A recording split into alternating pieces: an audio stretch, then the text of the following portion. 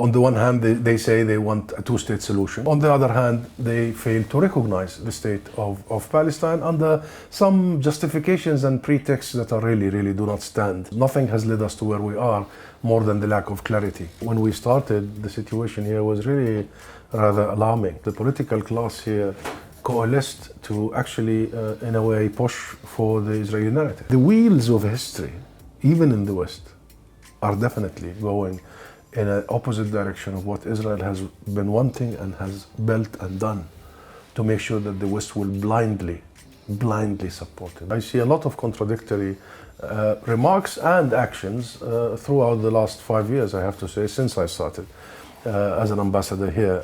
On the one hand, the UK says that the biggest issue that they want to push for is the humanitarian catastrophe in Gaza and how to heal it and deal with it. On the other hand, they cut funding, that's the previous government, on UNRWA itself, the biggest humanitarian aid provider in Gaza, all over Palestine and in the region. And it's a UN agency. On the one hand, they say they want a two-state solution, and they insist that this is the only way forward, and the illegality of the occupation, the illegality of the colonization and the settlements. On the other hand, they fail to recognize the state of Palestine under some justifications and pretexts that are really do not stand. The logic and the rationale, because nothing has led us to where we are more than the lack of clarity towards the final destination and key actors spending real political capital to achieve that outcome. So we should not be oriented by the process, we should be oriented by the goal. And I can list for you many contradictions, including of late, this new government, the issue of the vote in the General Assembly. I mean, that was adopting the International Court of Justice advisory opinion, which was clear. The court came up with a crystal clear ruling opinion that Israel's continued presence in the occupied territory is unlawful, that Israel's settlements are all war crimes and must be dismantled and removed, and that all third parties must cease to provide any material, legal or political support to Israel's unlawful practices. And the UK government says that they support the ruling of the ICJ, they support this finding, but then when we offer them a chance to vote in it, they abstain. The contradiction is exactly the dividing line between politics and the political arena and the legal arena. And this is the work we're trying to do with the new government, is to stick all of us in the legal arena, on the legality of the situation, rather than politics, because in politics you have calculations. But the legal arena is very clear. So what we are saying all the time is we need one thing, the rule of law being applied on Israel, on us, on everybody. Especially that we have a Prime Minister who's a human rights lawyer, who was Attorney General here in the UK, who was an expert and dealt with the ICJ in his career. So he knows this very well, and I believe that he has a soft spot or support to some sort of internationalism and international system. Even the Foreign Secretary is a lawyer himself, and you have an Attorney General here, Richard Hermer, who's renowned worldwide for his commitment to international law and internationalism. So we have a situation whereby if the decision-making process is based on legal assessment, then we are fine. That's it, that's the bottom line. That's why when the new government started, they found out that defunding UNRWA was legally not a good idea, was wrong, and they resumed funding immediately. They found that the intervention of the previous government at the ICC was not really sound in the legal term and in terms of the UK commitment to international law and the international judicial institutions, the ICC and the ICJ. So they pulled out of that intervention and declaring that this government, the new government, respects the independence of the International Criminal Court and the international judicial institutions, which in our opinion was very important, legally speaking. And the third and significant step of suspending some arms trade exports, revoking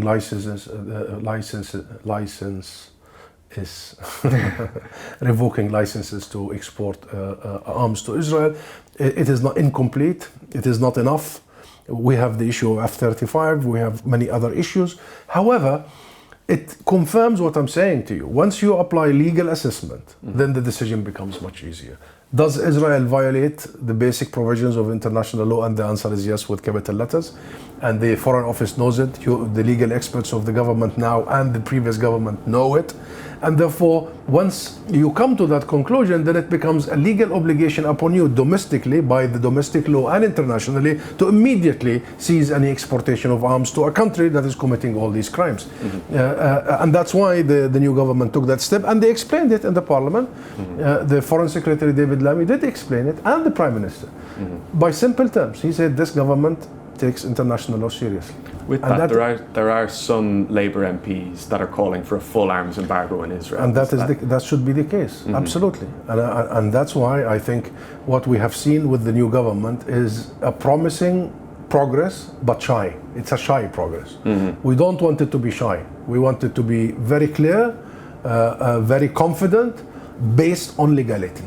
So yes, I agree with these MPs that it should have been a full arms embargo. That is a legal requirement and responsibility, not only on the UK government, but on all governments, particularly in light of the clear opinion of the International Court of Justice. No conversation after that. And this is not just about the genocide Israel is committing in Gaza. And here I am using the term that the conference day, and I use it in my speeches. But it is not just the genocide committed in Gaza. It is the 76 years that the ICJ has ruled has been filled with illegalities, with unlawful practices, and that it must end unconditionally, and that the world must help in bringing an end to this. And that's why the conversation is shifting now from the political arena to the legal arena. And I believe the more we stay here, and the longer we stay here, the more likely we will get somewhere that are closer to peace and justice. With just briefly, yesterday, or I think it might have been the day before, Mahmoud Abbas was at the UN General Assembly and used the language you said there, the genocide in Gaza, the displacement of Palestinians in the West Bank, but he also, in the current conflict with Lebanon, described that also as a genocide. Is that something that you share an opinion on? Well, as I said, we always refer to international legality. We have created institutions in this world to do that job. It shouldn't be labor executives deciding what terminology should be used. And once we create these institutions, we have to respect their independence and their point of view. So the ICJ was very clear that genocide is plausible, and Israel is now officially in trial. And what is the main idea of genocide is targeting certain people because of who they are and having the intent to do so. Now what happened in Gaza is very clear. It's clear, blunt here. But also Israel and Lebanon is engaged in indiscriminate killings. I mean, that pager thing, can you imagine? I mean, 5,000 devices exploding at the very same time in hospitals and schools and supermarkets and cars and homes, in the hands of children. Already on the day, 2 children lost their lives. This is a war crime. It's a very this is an act of terror. It's an act of terror, terrorizing an entire. And international law is very clear. That's the problem. And when it comes to Israel, we start trying to find interpretations. Legitimate targets are not just anybody who is a member of anything. Legitimate targets are those who are combatant in a battlefield. But if somebody belongs to a group or an army, is sitting with his kids and his wife at his home, it's not a legitimate target. That's an act of terror, an act of indiscriminate attack, because you are not only targeting him, you're targeting his surroundings and his family and what have you. Imagine if this logic applies on the Israeli members of the Israeli army. Can you imagine? There's 1 million Israeli soldiers now. So what? They are legitimate targets? No, international law is very clear. Only legitimate targets are the combatants. So yes, what Israel is doing in Lebanon is nothing less than war crimes and acts of state-sponsored terrorism. And so to go back to Labour conference briefly, the last year's Labour conference, Keir Starmer got in massive trouble when he says that he misspoke when asked the question whether Israel had the right to withhold food and water from people in Gaza. And he said, I quote, Israel does have that right. Do you think in the year hence, the government has kind of how is the government's understanding of the conflict and understanding of the sensitivities around this? Do you see it yourself of maybe at the beginning of this, from it in the weeks after October 7th, there was kind of not a massive understanding of the conflict, and now there is more an astute understanding and more sensitivity around it? Or how do you see it yourself? Yeah, definitely much better. I mean, when we started, the situation here was really rather alarming and very dangerous, because the political class here coalesced to actually, in a way, push for the Israeli narrative. And I remember very well, on the very same day, very same hour, the first statement that came out of the Foreign Secretary then, James Cleverly, was very poorly written, that I had to issue a statement and retweet it, saying that this will be interpreted by the Israeli fanatics in the Israeli government, and they have many fanatics, as you know, as a license to commit mass murder and mass destruction. And I warned every politician here to make sure that it's restrained and that any act has to be within international law. And that was one of the examples that I remember on the first hour, on the first day, how the first few days and weeks and months were absolutely horrible.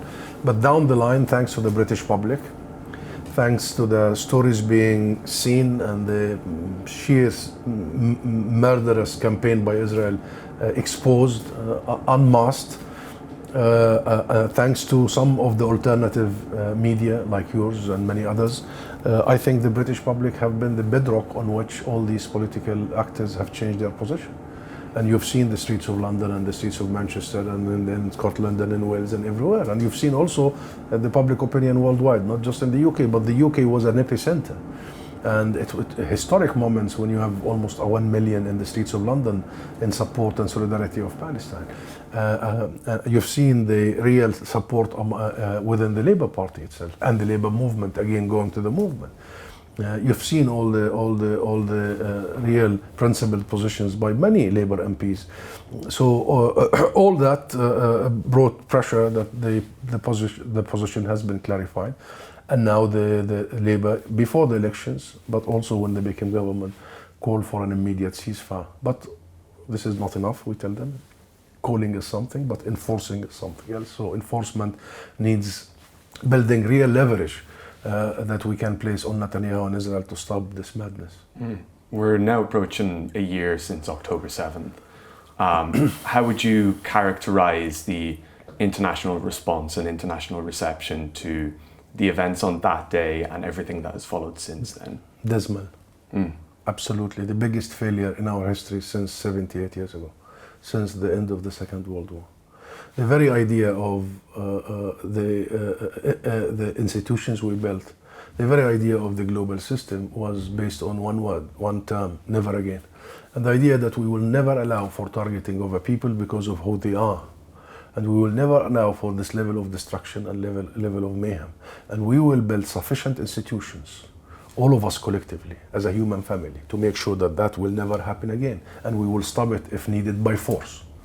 And that's why we built a Security Council, to prevent wars in the first place. And then we created rules for wars, should wars be erupted, all the Geneva Conventions and what have you. And then we built the international judicial system, the ICC and the ICJ. Should any party violate these rules, they will be held accountable. So we built extensive structures. The problem is not in the structures. The problem is not in the law. The problem is in the implementation of the law. And there, the West particularly was absolutely exposed of the double standards, of the selectivity, of the hypocrisy, frankly, of applying the laws on their foes, i.e. Russia, and not applying the same rules on their friends, i.e. Israel. And there, the West and our structures has lost the support and the sympathy of millions, if not hundreds of millions, if not billions, of people in the South, in the East, and everywhere else. Because the heart of the matter is, does law apply on everybody equally? And if it doesn't, it's not law, it's something else. The problem is in these great powers, such as the US, including the UK and others, who really think that international law is a playground, a political playground, not a legal arena where we all have agreed on the rules and the rules cannot be subdivided. So I believe it was a biggest test, and the international order, because of the role of these big players, have failed the Palestinian people. Am I right to say that you were the US ambassador before you were the UK ambassador? Yes, I was the Palestinian ambassador to the US. Mm-hmm. What is your impression of how the US and the UK approach relations with Palestine? Selectively and without a clear commitment to the goal, focused much more on a process that we have been at it for 30 years, and always try to avoid the root causes and the heart of the matter. You know, for many years, we were talking about the international system. It was established just at the very same time as Israel was established. In fact, ironically, by the international system. It was the UN that gave the partition plan, 181. And then since then, Israel has been in awe with the very system that created it. And at the same time, in awe. And the world couldn't do anything about it. This is not just the last year. This has been chronic for a long time. Why? Oh, if you have 6 hours, I mean, we can explain. But there are ideological reasons. This whole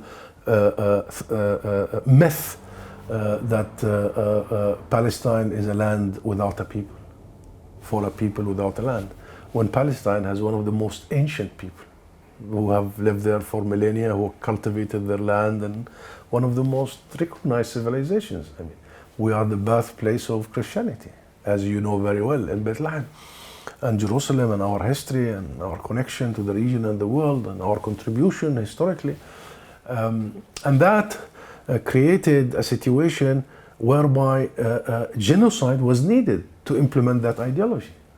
Literally, ethnic cleansing, extermination, collective punishment, dehumanization.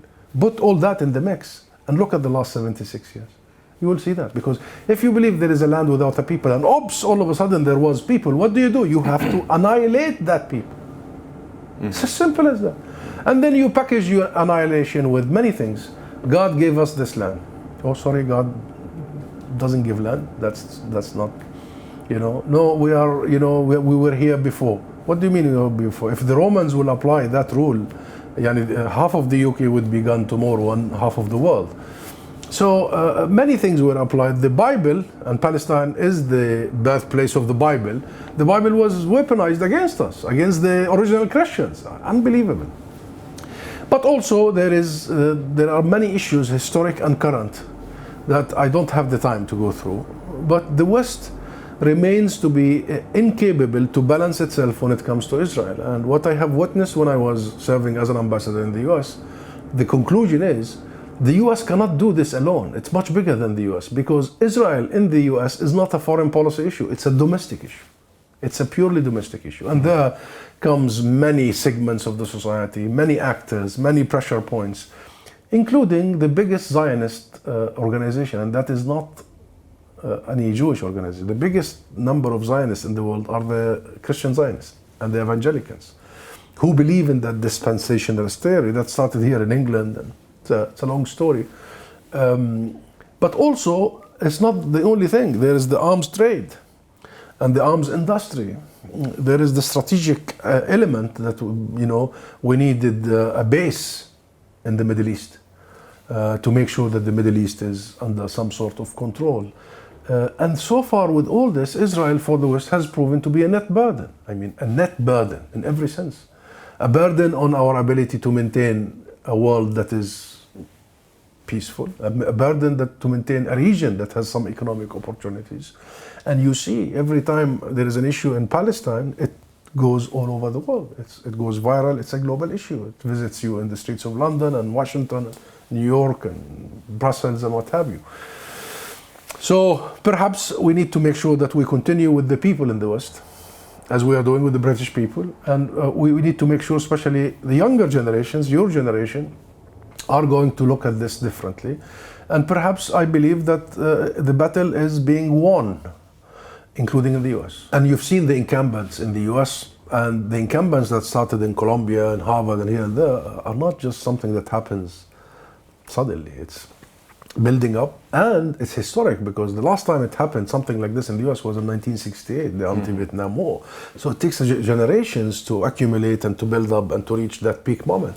So I think in the US we have many good news, and in the UK we have. So Israel needs to think. It needs to think. It's the main reason why Israel was able to do all the atrocities it did since 1980, since 1948 until now, is because of the unconditional, unequivocal support by the West. That support is waning, absolutely waning. And while it might not be waning by governments and administrations, it's waning underneath all that. The public, the civil society, even the political parties, it's waning.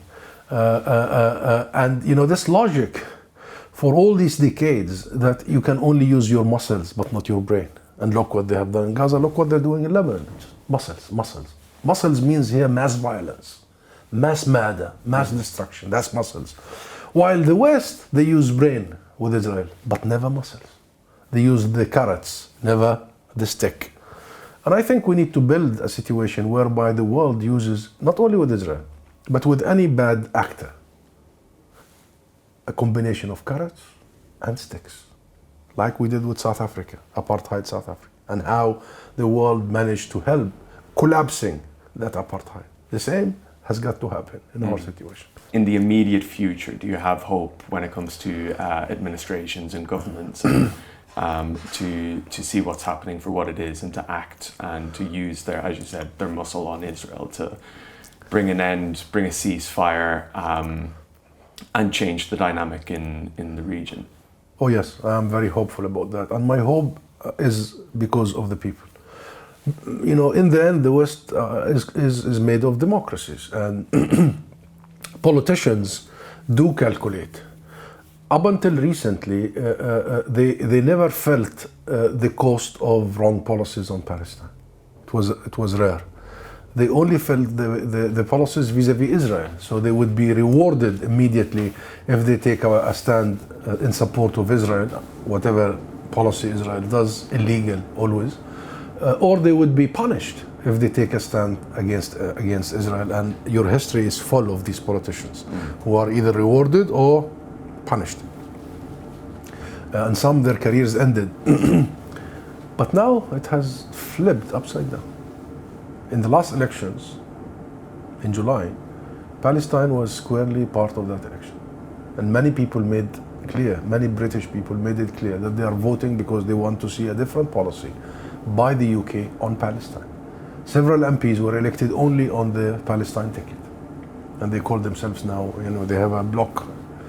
But also the Labour Party realized that many people actually could have voted in a certain direction, but their satisfaction with the policies on Palestine was not there. So the wheels of history, even in the West, are definitely going in an opposite direction of what Israel has been wanting and has built and done to make sure that the West will blindly support it. That blind spot is being exposed by the people. And in the end, it will ripple affect the governments, sooner or later. Ambassador, thank you very much for joining me today. Most welcome. Cheers. Happy? Happy. Brilliant. Thank you very much. Thank you very